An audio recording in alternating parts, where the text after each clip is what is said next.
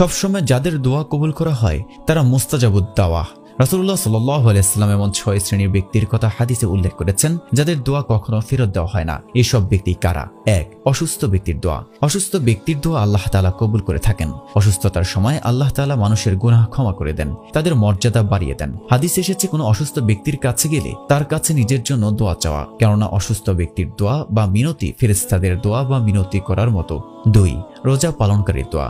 রোজা রাখা অবস্থায় দোয়া করলে আল্লাহ সে দোয়া কবুল করে নেন। রোজা রেখে দোয়া করা মানুষের জন্য উপযুক্ত সময়। হাদিসে এসেছে রাসূলুল্লাহ সাল্লাল্লাহু আলাইহি ওয়াসাল্লাম বলেছেন, রোজাদার ব্যক্তি যখন ইফতারের সময় তার রোজা ভাঙে বা ইফতার করে সে সময় রোজাদারের দোয়া ফেরত দেওয়া হয় না। রাসূলুল্লাহ সাল্লাল্লাহু আলাইহি ওয়াসাল্লাম বলেছেন, ইফতারের সময় রোজাদারের অবশ্যই একটি দোয়া আছে যা ফিরিয়ে দেওয়া হয় না। ইবনে আবু মুলাইকা রাদিয়াল্লাহু তাআলা আনহু বলেন, আমি আব্দুল্লাহ বিন ওমর রাদিয়াল্লাহু আনহুকে ইফতারের সময় বলতে শুনেছি, হে আল্লাহ, আমি আপনার দয়া ও অনুগ্রহ প্রার্থনা করছি যা সবকিছুর উপর পরিব্যাপ্ত, যেন আপনি আমাকে ক্ষমা করেন। ইবনে মাঝা। 3. বাবার দোয়া।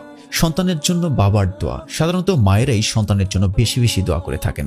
মায়ের তুলনায় বাবারা দোয়া করেন কম, কিন্তু কোনো বাবা যদি সন্তানের জন্য বদদোয়া করেন আল্লাহ তাআলা তা ফেরত দেন না। যে কারণে সন্তানের জন্য জরুরি হলো বাবার সঙ্গে উত্তম আচরণ করা। বাবার মন সন্তুষ্ট থাকলে সন্তানের জন্য এমনিতেই রহমত ও কল্যাণ নাজির হয়। হাদিসে এসেছে রাসূলুল্লাহ সাল্লাল্লাহু আলাইহি ওয়াসাল্লাম বলেছেন, 3 ব্যক্তির দোয়া অবশ্যই কবুল করা হয়, তাতে কোনো সন্দেহ নেই। আর তারা হলেন মজলুম ব্যক্তির দোয়া, মুসাফিরের দোয়া, সন্তানের প্রতি বাবার দোয়া। তিরমিজি। 4. অনুপস্থিতি ব্যক্তির জন্য অন্য ব্যক্তির দোয়া। কেউ কারো অনুপস্থিতিতে তার জন্য দোয়া করলে তা দ্রুত কবুল হয়। আল্লাহ তাআলা এই দোয়া কখনো ফেরত দেন না। হাদিসে এসেছে রাসূলুল্লাহ সাল্লাল্লাহু আলাইহি ওয়াসাল্লাম বলেছেন, কোনো ব্যক্তি যদি তার কোনো ভাইয়ের জন্য তার পেছনে তার অনুপস্থিতিতে আল্লাহর কাছে প্রার্থনা করে তবে ফেরেশতা সে দোয়া কবুলে আমিন বলেন, আর কান্নাকাটি করে দোয়া করলে নিজের জন্য এ দোয়া কবুল হয়। 5. মজলুম ব্যক্তির দোয়া।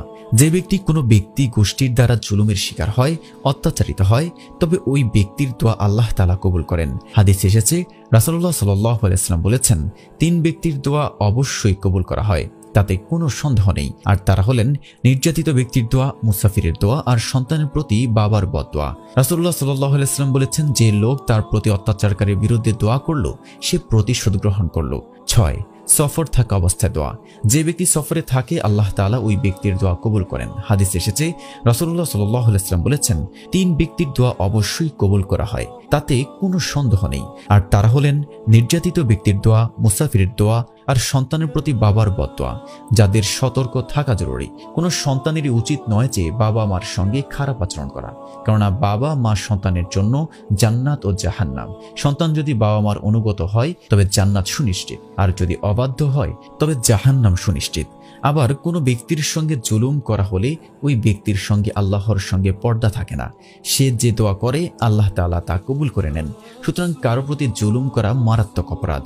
আল্লাহ তাআলা মুসলিম উম্মাহকে হাদিসের নির্দেশনাগুলো মেনে চলার তৌফিক দান করুক।